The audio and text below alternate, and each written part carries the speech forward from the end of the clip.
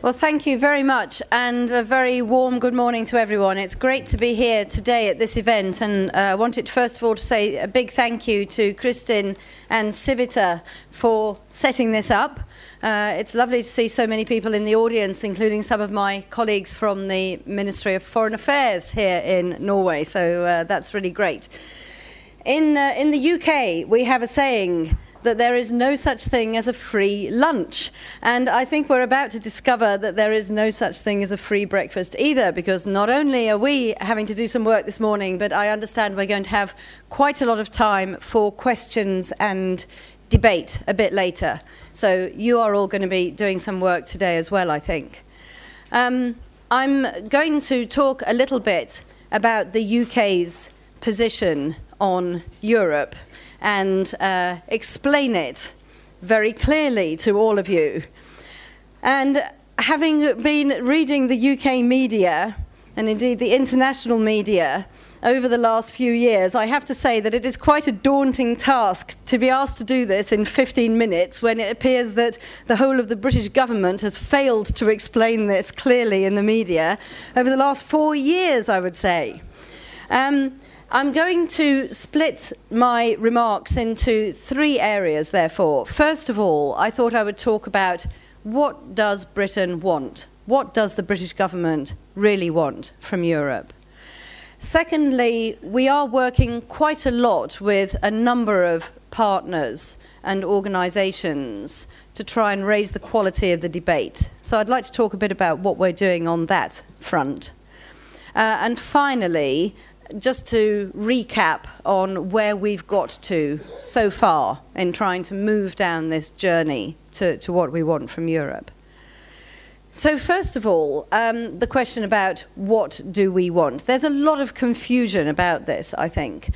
But David Cameron, in all of his speeches, has actually been very clear about what he wants. He wants the UK to remain a member of the European Union, but he wants us to be a member of an organisation that is changing for the future, moving towards the future, accepting the realities that we have today and the realities that are going to be there over the next 10, 20, 50 years, and therefore an EU that is reformed. And in a way, I think David Cameron has been daring to voice a lot of the concerns that are very present all around Europe in relation to how the European is run, how it enables the member states to compete, and how it regulates what goes on within the Union. So that's what the Prime Minister wants. It is, in fact, what all 3 parties in the UK, all the 3 big parties in the UK, want. So that is the position overall of the Conservative Party, though, as you know, there are a number of people in the Conservative Party who are talking about the UK getting out. But this is not the majority position, even in the UK Conservative Party. It is certainly the position in the Liberal Democrat Party, and it is also the position in the Labour Party. So I think that's an important point to understand to begin with. And why does the Prime Minister talk so much about the benefits to the UK of staying in the Union? Well, it's clearly been extremely good for our economy. We've benefited greatly from having the 4 freedoms. We have so many British citizens, young people who are going overseas in the UK, in the EU to study. We have business people who are going overseas to work, and that's an increasing amount of movement of labour. And as you know, we also have a lot of older people who go to countries like Spain to retire, and we will probably increasingly see those kind of older people moving to other very beautiful parts of the EU, such as Croatia, to buy holiday homes and retire there as well. So, you know, I think we are going to see an increasing amount of that kind of movement.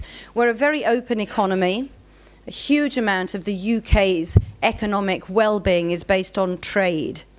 And almost 50% of our trade is with the EU. I know it's even higher in Norway, isn't it? About 80% of your trade is within the EU. For us, it's about 50%. We've been working very hard to build up our trade with the emerging economies globally, but this will take time. So for the time being, we are very, very dependent on the EU. And some of our research indicates that 3.5 million jobs in the UK are fully dependent on having that access to the single market and being a member of the EU. That's about 11% of our workforce. And of course, having access to that market of 500 million people is a tremendous boost. And some research has indicated it's worth about 10 billion. The new EU-US agreement would be worth about 10 billion pounds a year to the UK. So just the bedrock of the economic fundamentals, I think, is extremely strong. Now, my colleague was talking about how would we like to change the EU, and there are really these three messages that are coming very strongly out of the UK. It's about democratic accountability, it's about more flexibility, and it's about more competitiveness. So in terms of competitiveness, you know, we're very aware that the whole of Europe faces real challenges from the United States and the rest of North America, where energy prices are falling quite significantly. The economy is turning around. The US is regaining its position as the most powerful economic force in the world. And in Asia and the emerging markets, of course, you've got that challenge of very low costs and increasingly high technology. So Europe is really sitting there in the middle of these challenges, and how we respond to that is going to dictate our prosperity and well-being for the next century. And we don't have very much time to figure out how we're going to do this. So David Cameron is very clear that we need to improve the single market, we need to expand it, we need to deepen it, we need to make it more effective. We need to reduce the bureaucracy, and we need to get on with the trade agreements that we are working on. We've had some very, very good results on trade agreements across the world, and the one with the US is clearly the big prize, because that would really tie together North America and Europe in a very powerful way and enable us as a trading bloc then to compete better with the new emerging markets, and probably help us to partner with them better as well. So the next point is flexibility. You know, there's a lot of talk about two-speed Europe, multi-speed Europe, different rings, different wheels. There's all kinds of weird and wonderful metaphors out there. But actually, if you look at how Europe is operating at the moment, there is quite a lot of flexibility that's already been built into it. You have the 17 countries in the Eurozone. You have a group of countries in Schengen. Norway is in, the UK is out. We have the UK's opt-out for justice and home affairs issues. So we are about to opt out of the whole justice and home affairs portfolio, because that's something we negotiated at Lisbon, and we don't want to opt into all of it. And the deal is we have to opt out of the whole thing, and then we're going to opt back in to the 35 measures that we think under justice and home affairs are relevant and proportionate and extremely important, and that includes cooperation through Europol and the European arrest warrant and so forth. So there's a fair amount of flexibility that's already happening, and we would like to see more of that. And finally, democracy. We believe it's really important to see national parliaments having a stronger role in decision-making in Brussels. There's been attempts to increase this democratic accountability through the European Parliament, hasn't there? But I think in the UK, and probably quite widely across Europe, this hasn't really worked in terms of making people feel that they have this direct link to Brussels. We have the European Parliament elections coming up next year. In the UK, I expect the turnout to be very, very low, probably 20 or 30%. Because it's in May, there's always some confusion in the British people about whether this is the European Parliament or the European Song Contest. So I think that it is quite difficult, actually, in reality, to get people to buy into the European Parliament as something that it equates in any way to the national parliaments that they have. And so we've been thinking about what could the European Union do to enable national parliaments to have a better system where they can show a yellow card if they want the Commission to go back and look again at a piece of legislation. And in fact, just a couple of weeks ago, many countries showed a yellow card on the proposal for a European Public Prosecutor's Office. So I think that was a good example where many member states, not just the UK, didn't like the idea, and the Commission is now going back to the drawing board on that. But we would also maybe like to see a red card system where you could hold up a country could hold up a red card and say, this is a red line, we don't want this piece of legislation, that we just can't go there. So I think there are ways in which we could work together to make the EU more accountable. Maybe a couple of words on the referendum. Because I think there is a general view that, you know, this is government policy. It's not really government policy, it's policy of the Conservative Party, and because we do have a coalition, this is David Cameron's policy, and it will come into play if he wins the next election, which will be in 2015. And we expect that if that happens, the idea would be for the referendum itself to be probably in the second half of 2017. But certainly the Labour Party are not yet signed up to any kind of referendum at all, and the Liberal Democrats have gone as far as to say they might consider a referendum in future, but they're certainly not talking about it now. So we do have some different positions on that, which makes it quite tricky. Now, secondly, I wanted just to talk a little bit about what we're doing to get this debate moving. The first thing to say is it's not just in the UK. You know, across Europe, there are quite a lot of questions about how we can improve the EU. It's not just about how everyone can get out of it. It's how can we improve it.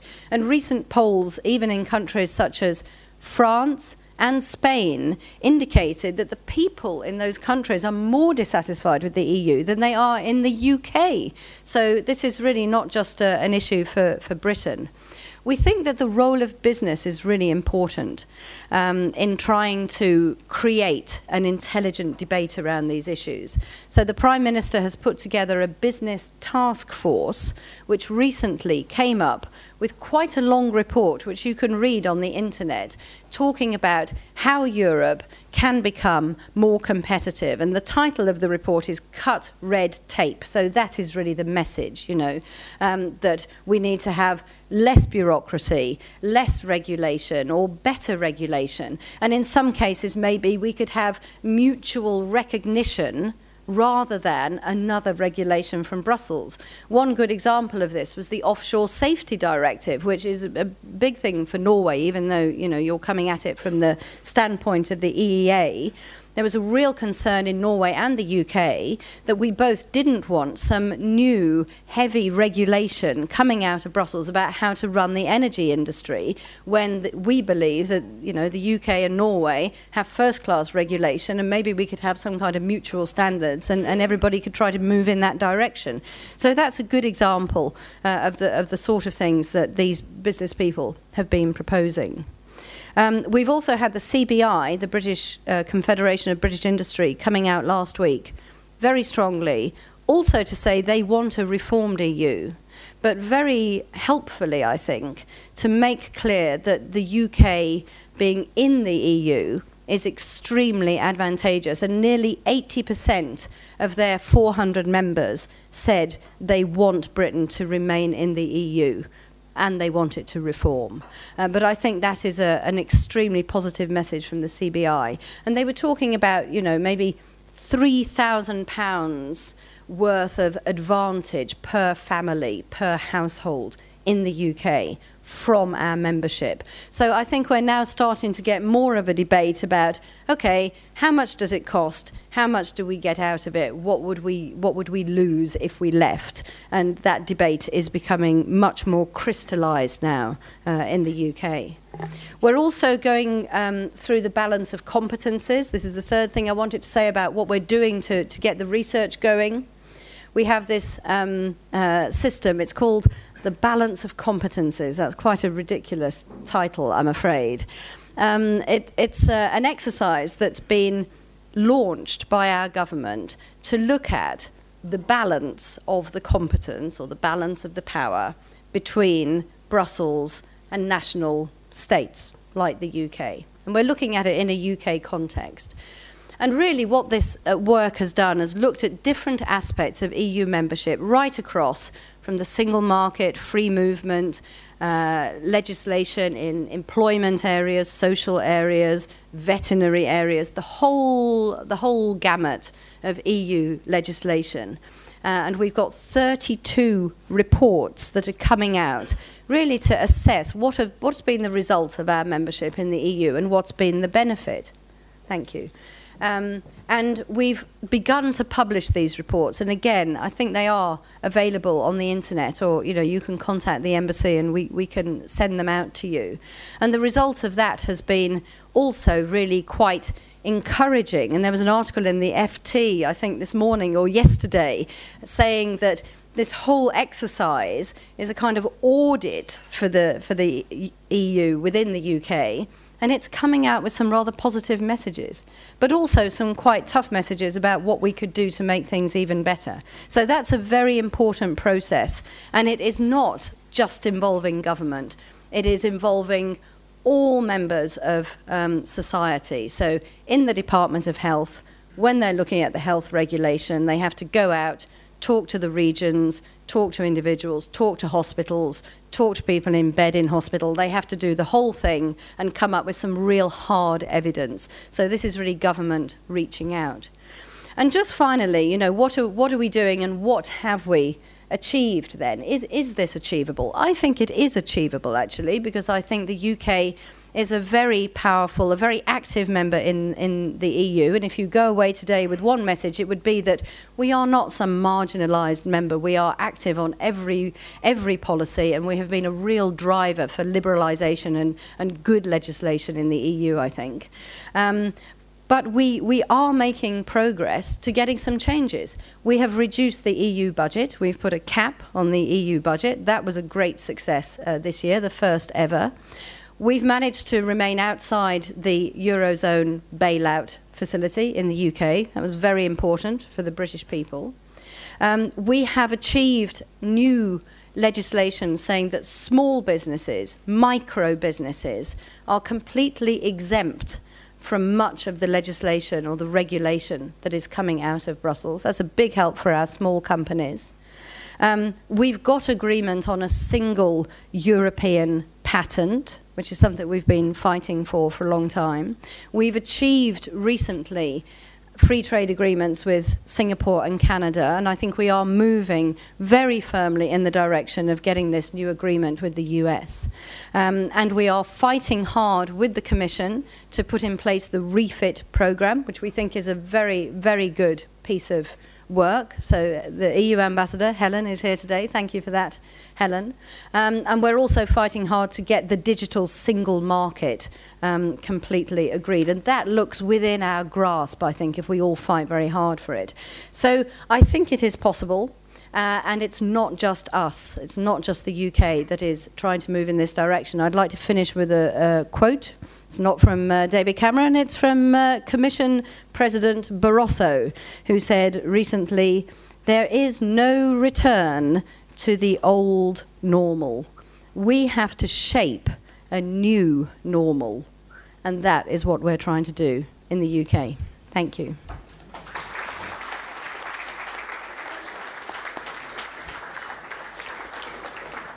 Thank you, Ambassador Owen. Øivind Bratberg, the floor is yours.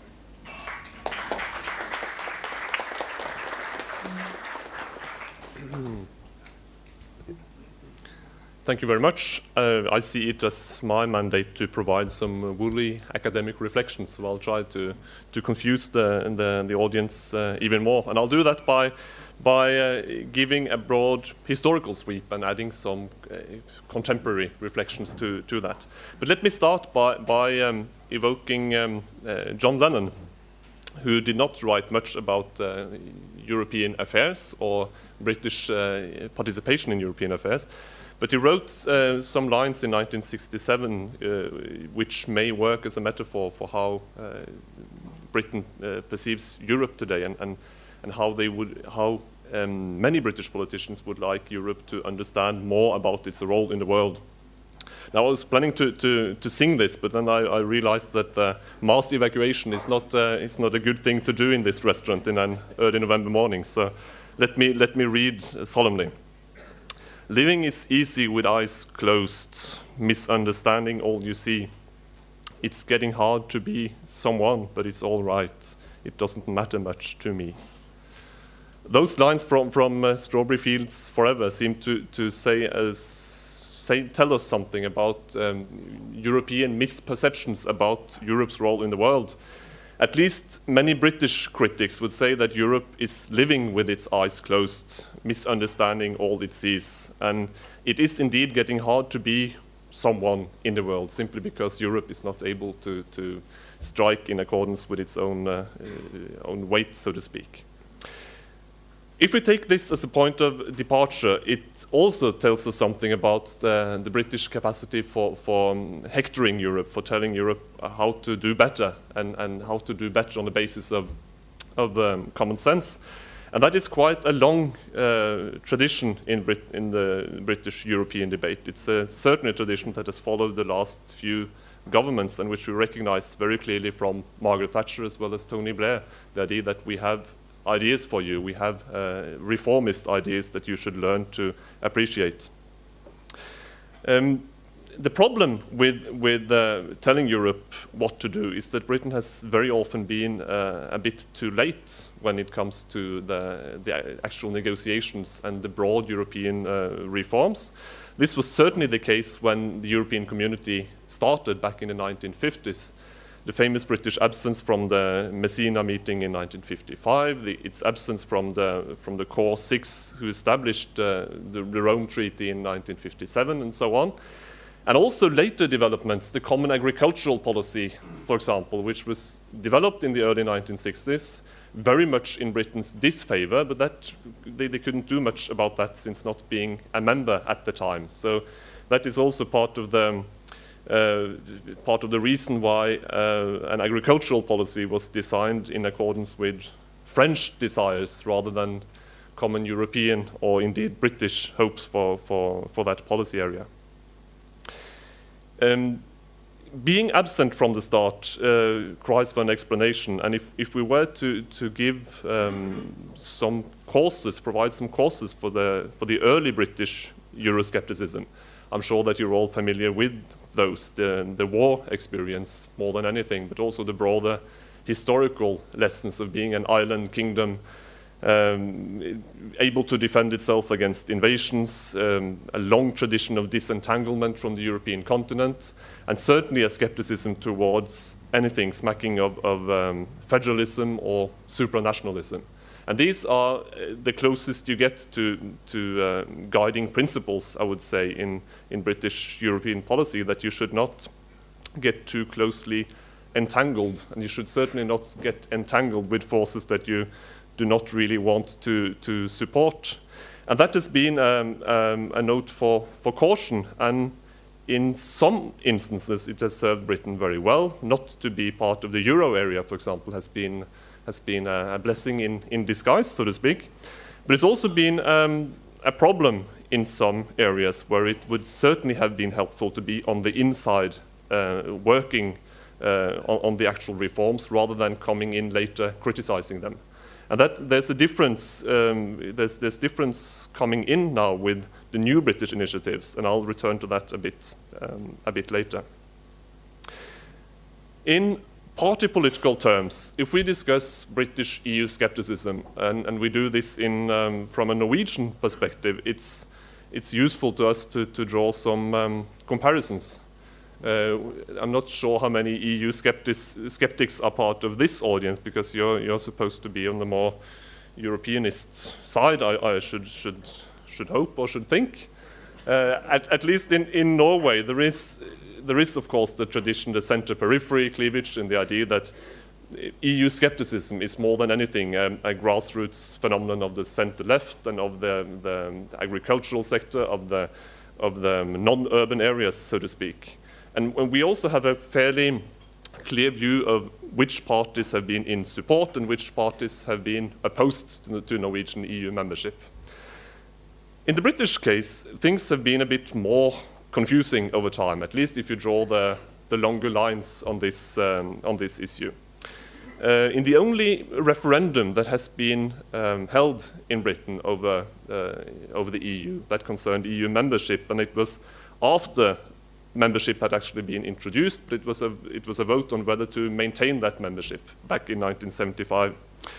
On that occasion, opposition to continued membership certainly cut across both the two parties, and it united people from the far left to the far right, and people in the center, and there was a certain community of interests among people who would not usually talk nicely to each other.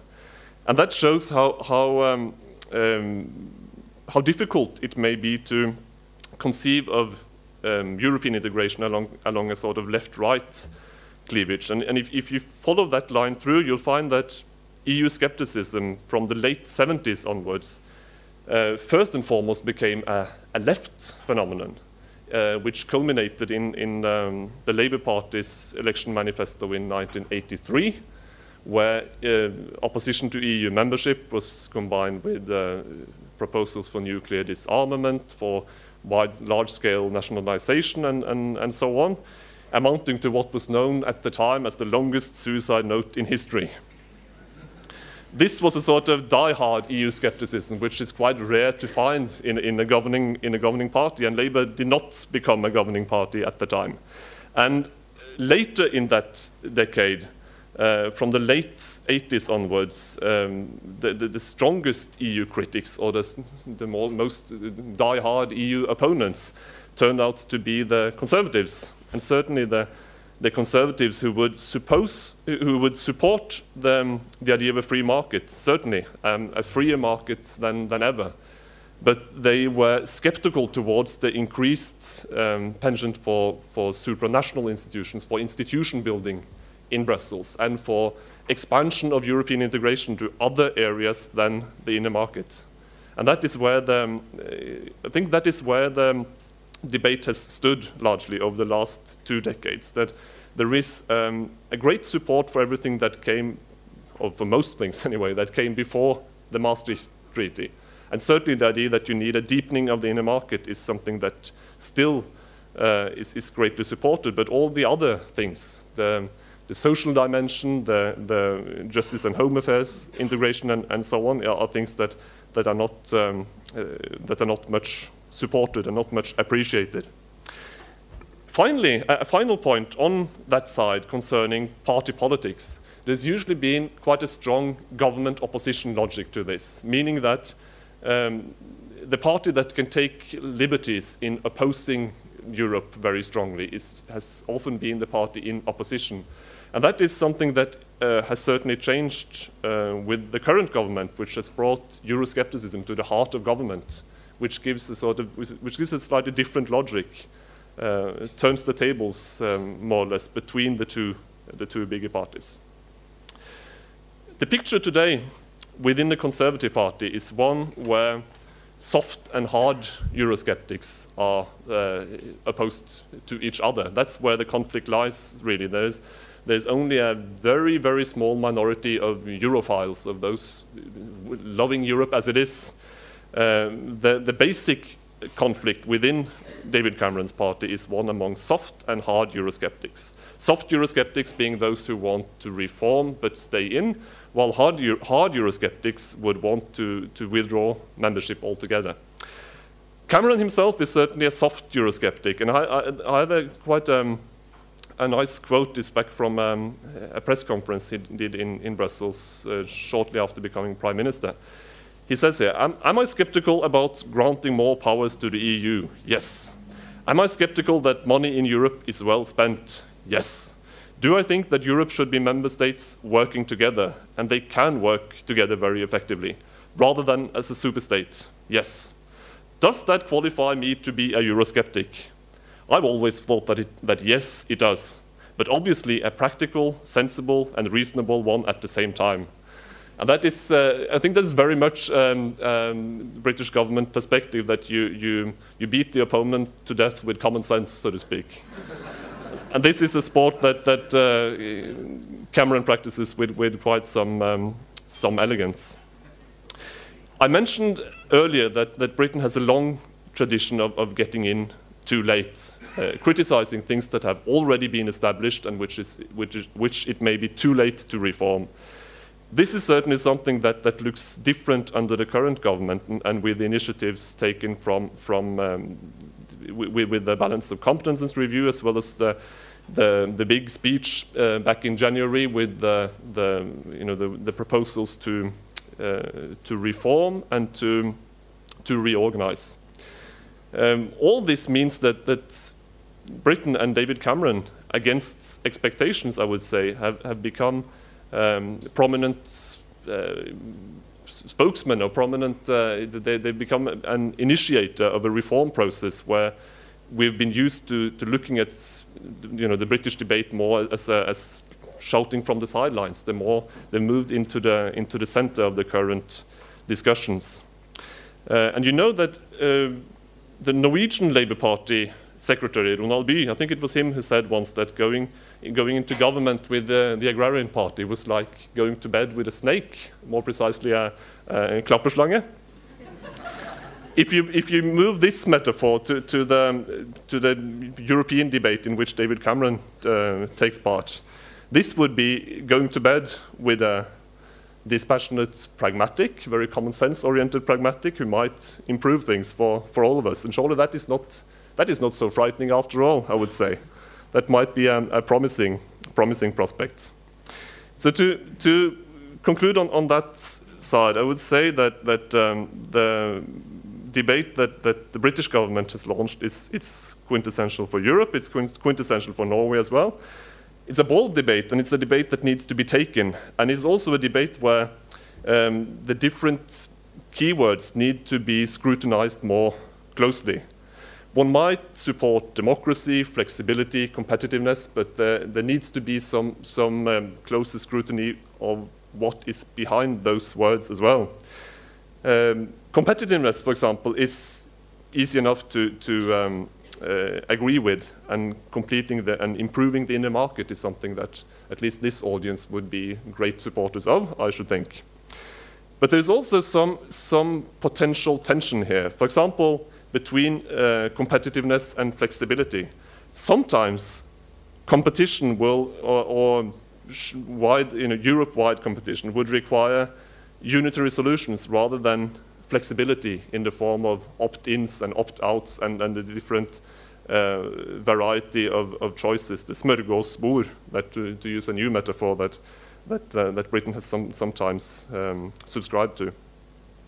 And sometimes democracy, if that is what one supports, it requires social protection in a form that Britain is not keen to envisage.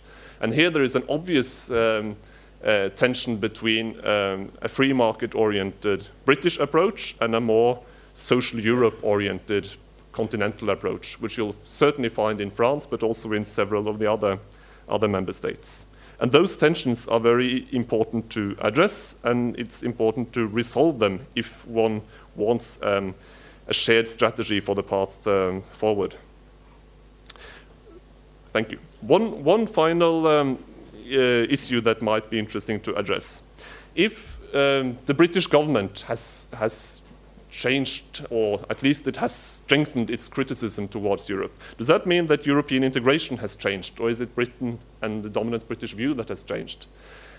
I've thought a bit about this, and I've also, in doing teaching at university, we tend to delve into old speeches. And if you look, if you make a swift comparison between Margaret Thatcher's famous Bruges speech in 1988 and Tony Blair's 2005 speech in European Parliament and David Cameron's late January Bloomberg speech, you'll find that the context changes over time, but the core tenets, the set of guiding principles underpinning British European policy, that set of principles is almost precisely the same over time. So there's not much change there. There's been a strategy which has been continuous, and it faces a shifting context over time with Europe changing, the European landscape changing, meaning that the precise content of the message has to change as well. I think that is all that I had to say as an introduction, and then hopefully we can have a decent debate afterwards. Thank you. Thank you. Last speaker, Petros Fassoulas, the floor is yours.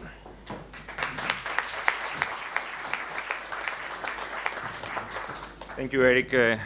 Thank you to the British Embassy, Civita, and of course European Movement Norway for organizing this and contributing in informing the debate a little bit.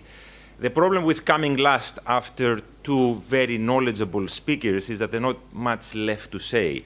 So I'll try to be a little bit controversial and disagree as much as I can with them, just to add a little bit to the content today.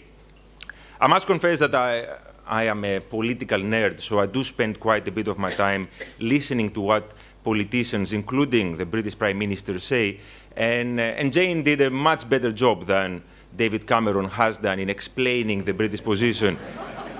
And considering the affection that the Conservative Party has for female prime ministers, I wouldn't shy away from suggesting that maybe she should go after his job when she runs out of a job here. I bet they will welcome her very much. I haven't seen your handbag, but I'm sure it's menacing.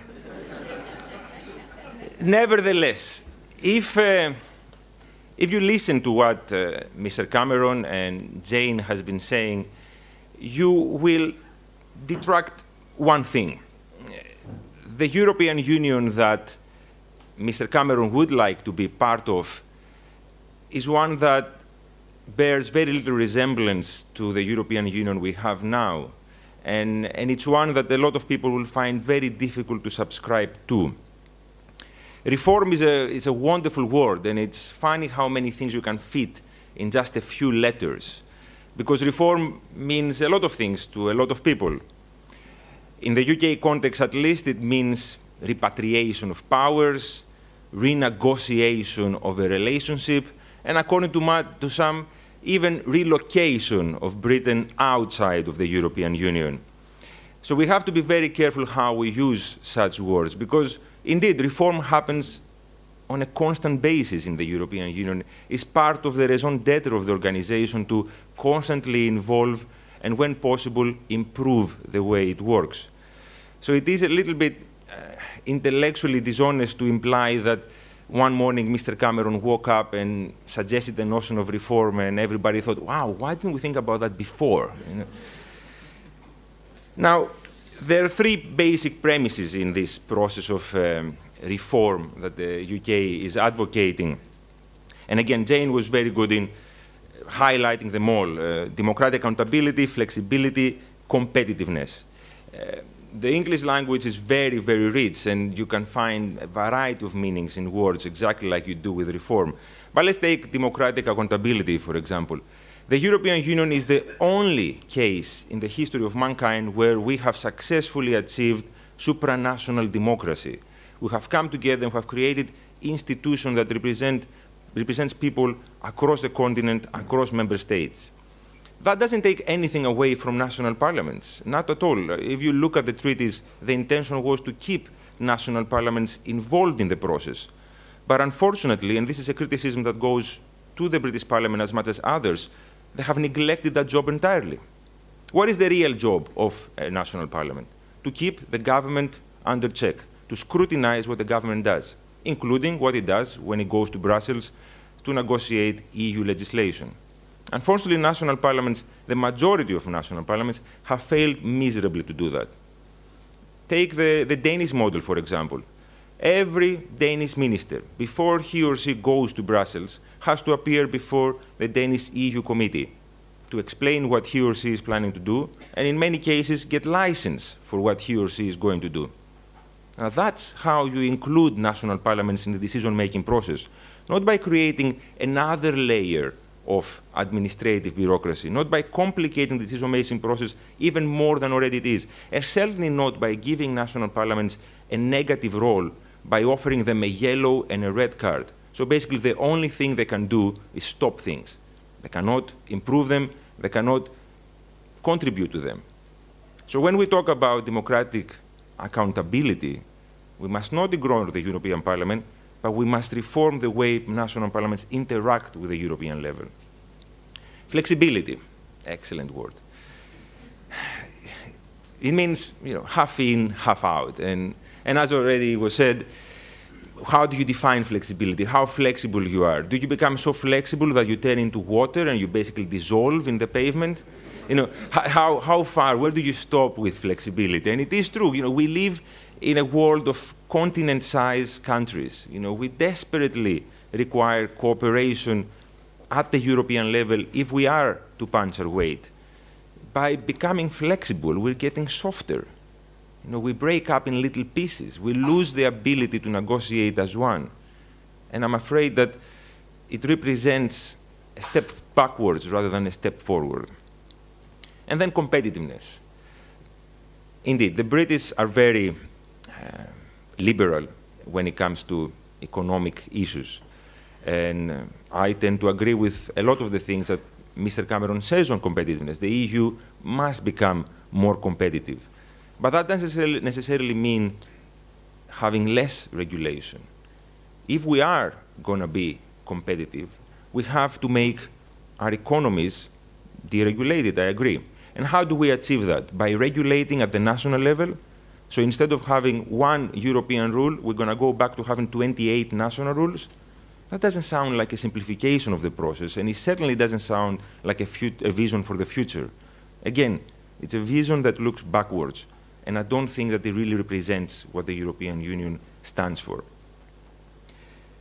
Now, the balance of competence, it's a very interesting exercise, and I was fascinated to hear that people will be going around hospitals. Imagine if you're in bed feeling unwell and you have a civil servant coming over and say, what do you think about the European Union? And imagine the reaction that he or she will receive by an ailing elder man, or woman for that matter. But it has indeed produced very interesting results. And in the whole, the majority of people that have contributed, including the European movement in the UK, have spoken in favor of British membership with a lot of supporting arguments.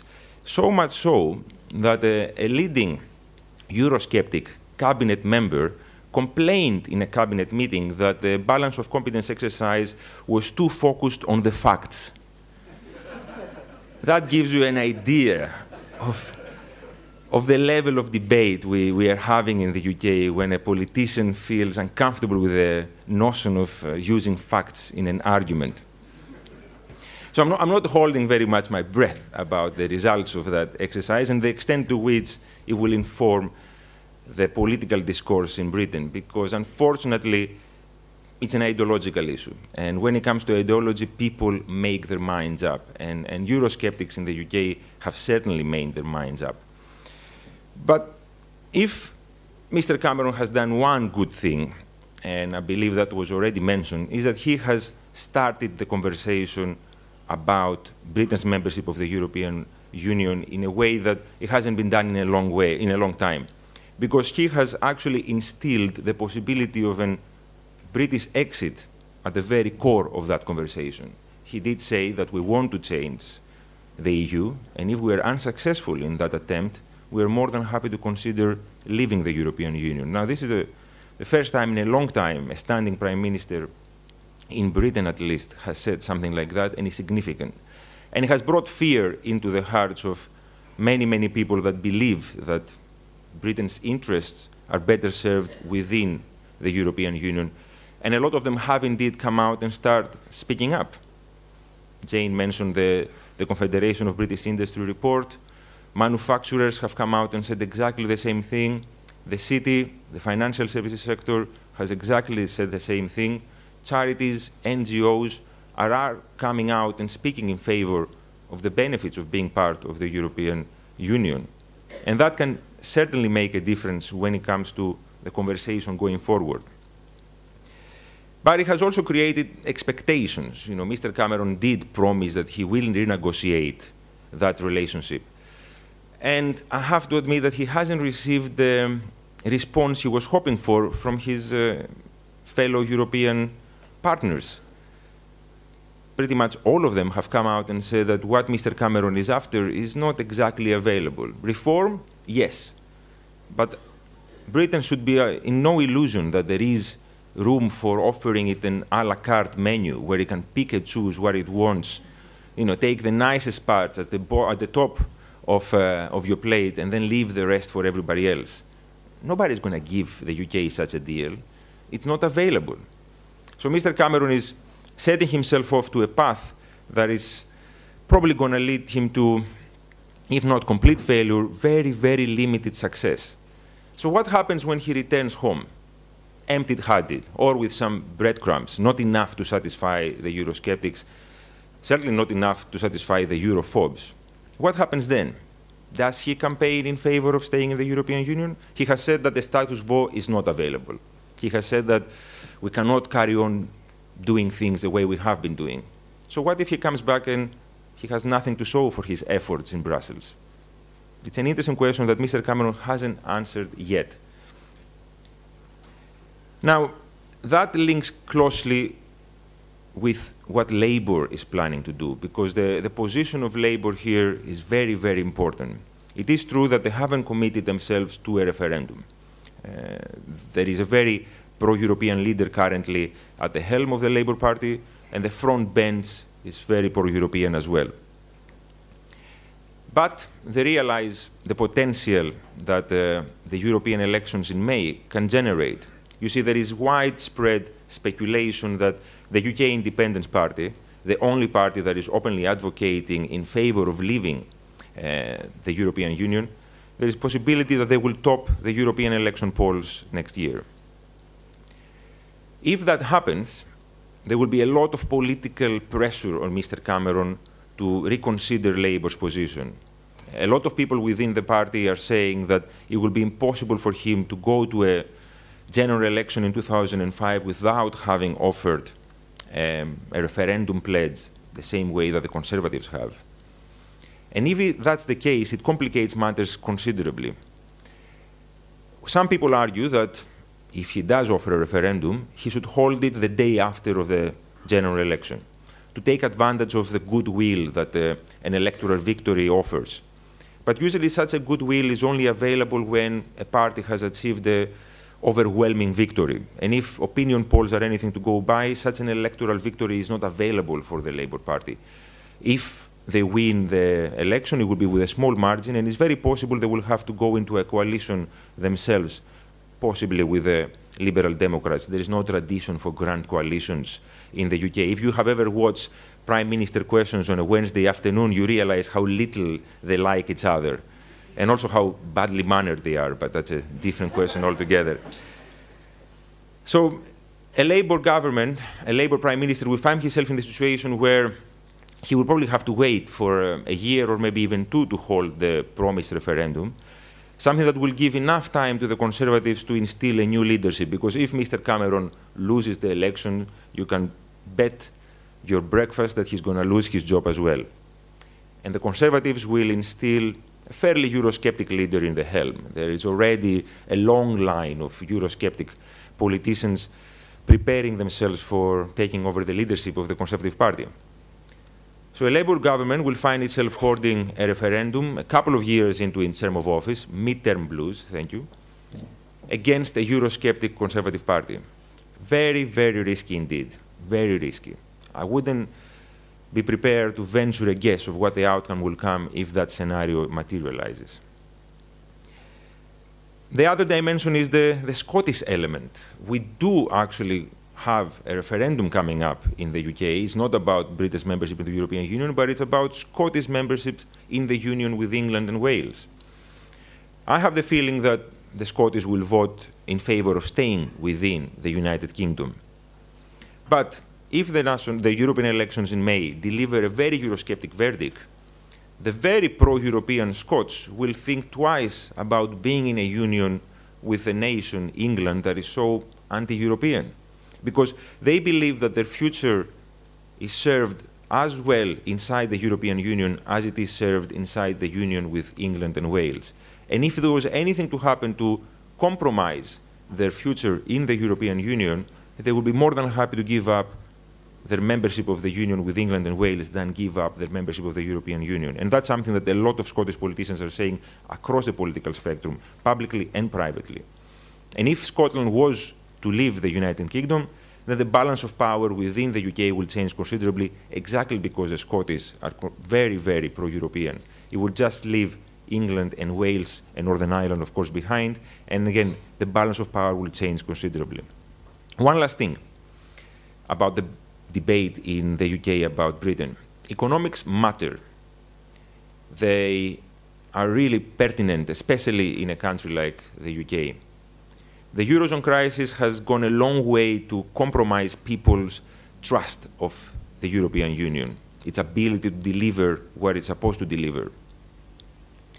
And as a result, we have seen a rise in Euroscepticism. If or when the Eurozone crisis is resolved, when the EU returns to growth, when it becomes stronger. If that doesn't happen at the same time as a similar economic recovery in the UK, it will also play a significant factor within the conversation in Britain.